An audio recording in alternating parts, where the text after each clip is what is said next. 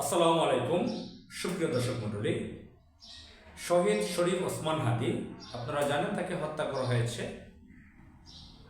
আমরা বাংলাদেশের কোটি কোটি মানুষ অন্তরে আঘাত পেয়েছি, আমরা কষ্ট পেয়েছি, আমাদের হৃদয়টা, আমাদের অন্তরটা যেন ছিঁড়ে গেছে। বাংলাদেশের কোটি কোটি মানুষ কান্না করেছে তার জন্য। একজন দেশপ্রেমিক তরুণ, যিনি তার কথাবার্তায় নিজেকে এমনভাবে ফুটিয়ে তুলেছিলেন যেন তিনি একজন দার্শনিক, এবং বাস্তবতাই তার কথাবার্তা শুনে আমরা সেটাই বাস্তবে বুঝতে পেরেছি তিনি একজন আসলে ফিলোসফার ছিলেন, দার্শনিক। বাংলাদেশের সমাজ ব্যবস্থা, রাষ্ট্রীয় কাঠামো, আমাদের শিক্ষা ব্যবস্থা, টোটাল বিভিন্ন বিষয় নিয়ে তিনি কথা বলতেন। তিনি ইনকিলাব মঞ্চের ফাউন্ডার ছিলেন। সাংস্কৃতিক আগ্রাসনের বিরুদ্ধে, ভারতীয় আধিপত্যবাদের বিরুদ্ধে তিনি রুখে দাঁড়িয়েছিলেন। তাকে দিল্লির এজেন্টরা, যারা তাকে সহ্য করতে পারে না, তারা হত্যা করেছে। এর সঙ্গে বিএনপি জড়িত কিনা সেটা নিয়ে অনেক প্রশ্ন ঘুরে বেড়াচ্ছে। অনেকেই বলছেন যে বিএনপির সম্পৃক্ততা রয়েছে। এবং আশ্চর্য ব্যাপার যে আমরা বাংলাদেশে বড় বড় হত্যাকাণ্ড যখন ঘটে, আমরা সাংবাদিক সাগর রুনির ব্যাপারে আজ পর্যন্ত জানতে পারিনি শেখ হাসিনা ক্ষমতা থাকাকালীন কিভাবে সে হত্যার শিকার হয়েছেন, তারা স্বামী স্ত্রী দুজনে। আজ পর্যন্ত জানতে পারিনি কার হাত রয়েছে। আমাদের বাংলাদেশে এরকম অনেক নামি দামি ব্যক্তিদেরকে শেষ করে দেওয়া হয়েছে। আমরা প্রফেসর আফতাবউদ্দিনের কথা জানি, জাতীয় বিশ্ববিদ্যালয়ের বিশেষ ছিল, তাকে হত্যা করা হয়েছিল। দেশপ্রেমিক যে কোনো ব্যক্তিকে, আমরা মাওলানা দেলোয়ার হোসেন সাঈদী, শহীদ মাওলানা দেলোয়ার হোসেন সাঈদীকে ইনজেকশন দিয়ে হত্যা করা হয়েছে। এছাড়া ফাঁসিতে ঝুলিয়ে যাদেরকে হত্যা করা হয়েছে সকলকেই ভারতের প্রেসক্রিপশনে সব করা হয়েছে বলে আমরা জানি।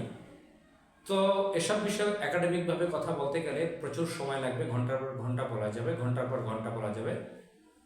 আমরা শহীদ শরীফ ওসমান হাদি সম্পর্কে বলতে চাই যে তাকে হত্যার পর বাংলাদেশে যে আলোড়ন সৃষ্টি হয়েছে, কোটি কোটি মানুষ কান্না করেছে। তার জানাজা হয়েছে বাংলাদেশ রাষ্ট্রের জন্ম হওয়ার পর থেকে সবচেয়ে বড় জানাজা। আমরা গিয়েছি সেখানে। এই তরুণ দার্শনিককে তারা বাংলাদেশ বিরোধী শক্তি, ইসলাম বিরোধী শক্তি হত্যা করেছে। সেই আসামি কোথায়, কে হত্যা করেছে, কে জড়িত, আজ পর্যন্ত আমরা এটা জানতে পারিনি। অথচ বাংলাদেশে বিভিন্ন গোয়েন্দা সংস্থা রয়েছে, এনএসআই, সেনাবাহিনীর ডিজিএফআই আছে, ডিবি আছে, ডিটেকটিভ ব্রাঞ্চ, পুলিশ এলআইন ফোর্স আছে, আর বিভিন্ন সংস্থা বাহিনী আছে।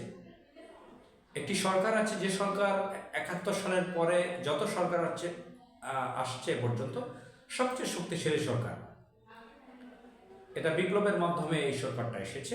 আজ পর্যন্ত লম্বা সময় চলে গেল, আমরা শহীদ হাদির হত্যাকারীকে পাইনি। তার বিচারের রায়টা সম্পর্কেও রায়ও আমরা পাচ্ছি না। কেমন যেন বা সিন্ডিকেট, যে বাংলাদেশ যে সিন্ডিকেটে চলছে আওয়ামী লীগ বিএনপির প্রভাবশালীদের একটা নেটওয়ার্ক, হয়তো ভারত এমনভাবে ম্যানেজ করেছে, যেহেতু সবার আঙ্গুল ইশারা হচ্ছে ভারতের দিকে, যে হাদি কার জন্য থ্রেট ছিল। তো কেন যেন দিল্লি নিয়ন্ত্রণ করে ফেলেছে, বড় বড় রাঘব বোয়াল ধরা খেয়ে যাবে। হয়তো আওয়ামী লীগ বিএনপি যোগসাজশ আছে, দিল্লি জানে এটা হয়তো বা। আমরা কোন রহস্যের কারণে আসলে এখন পর্যন্ত প্রুফড মিডিয়াতে পাইনি, কোর্টের রায়ও পাইনি, মানুষের মধ্যে ধোঁয়াশা চলছে এসব বিষয়। তো শহীদ হাদির হত্যাকারীকে আমরা এখনও শনাক্ত স্পেসিফিক আমরা জানি না কে তাকে হত্যা করেছে। কয়েকজনের ফয়সাল টয়সাল, কয়েকজনের ছবি দেখিয়েছে, মুম্বাই পালিয়ে গেছে, সেটা অনেক কাহিনী আমরা দেখেছি।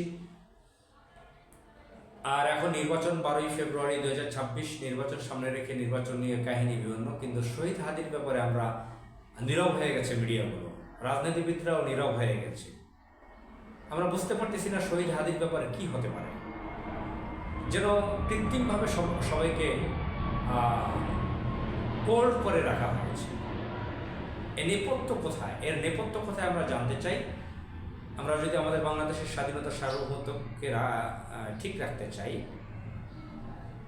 তাহলে আমাদের এই গোপনতা, আমাদের রহস্য জানতেই হবে।